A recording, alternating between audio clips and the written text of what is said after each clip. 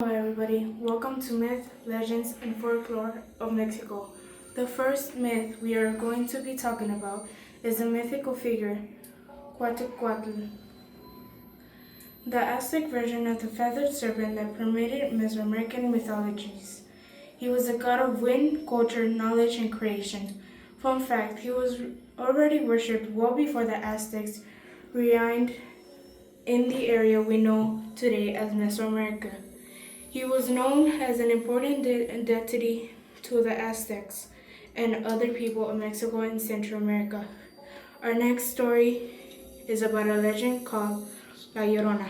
La Llorona's origin is a Mexican legend of a woman who was married to a rich man and had two children. Later on, she found out her husband was unfaithful to her, and in a jealous rage, she took her children to a river and drowned them. Once the rage washed away, she realized what she had done. Filled with guilt, she walked into the river and drowned herself. It is said she now roams the earth, persecuting men and kidnapping children. Our next tale is about the Nahual, a shape-shifting sorcerer who can transform into an animal. A Nahual, also known as Nogal, is an attendant animal spirit in many Mesoamerican belief systems. This animal spirit was often the protector or guardian of an individual determined by birth date. In some Mexican tales, people sell their soul to the devil to be able to transform into a Nahual. In a more supernatural content, humans could also transform into the Nahual or possess animal forms.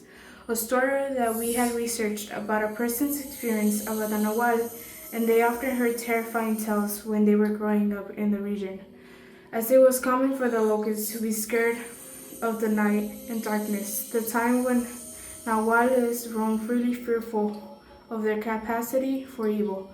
Don't go into the woods during a new moon, they said, for there hunts a man with tail of a lizard and the head of a coyote, who will not hesitate to eat you, they said. Nahuales were supposed to be a kind of powerful sorcerer or brujo who drinks human blood, kills livestock, steals or destroys property, and spreads diseases.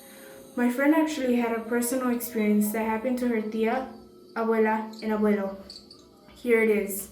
At night in a small village in the middle of nowhere, her mother's sister was going to the bathroom.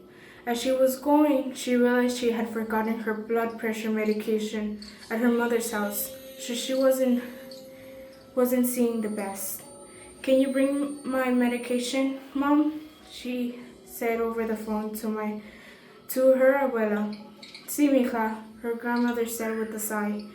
While my tío was walking, she saw what looked like a man with eyes so red they glowed in the dark.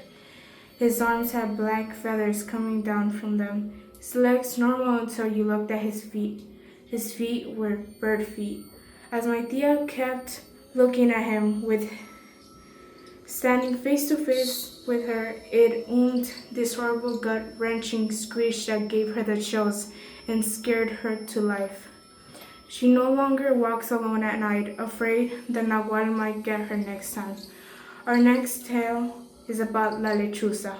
La Lechuza appears in the form of a massive owl, usually described with the face of an old woman. It is said that she is a woman who sold her soul to the devil to take revenge on the people that did her wrong. Later on, people killed her because she was using dark magic. It is said also that she targets children, drunken people, and spouses. She always appears outside of the homes, looking in the windows, on the roof, or in a nearby tree. When she catches her victims, she carries them off to her lair, where she may devour them at her leisure. We have a personal story. Here it is. My little sister was outside with my brother, but she was farther ahead. She was going somewhere from my dad's truck when, out of nowhere, she heard a strange screech. Nothing of it. She kept walking until she started to hear running footsteps behind her, getting closer and closer. Before she looked behind her, she felt claws grabbing her shoulders. Before he could lift her, my brother grabbed her, lifting her in his hands and ran inside with her. When they got inside, my brother yelled, La lechuza tried to get Diana. When we checked my sister's shoulders, there were long red scratches on her shoulders. Another time, my brother and sister were going to grab something from my dad's truck when he sensed something and looked beyond my sister. He opened the truck and placed her almost inside the truck. He shielded her with his body as he grabbed the item my dad needed.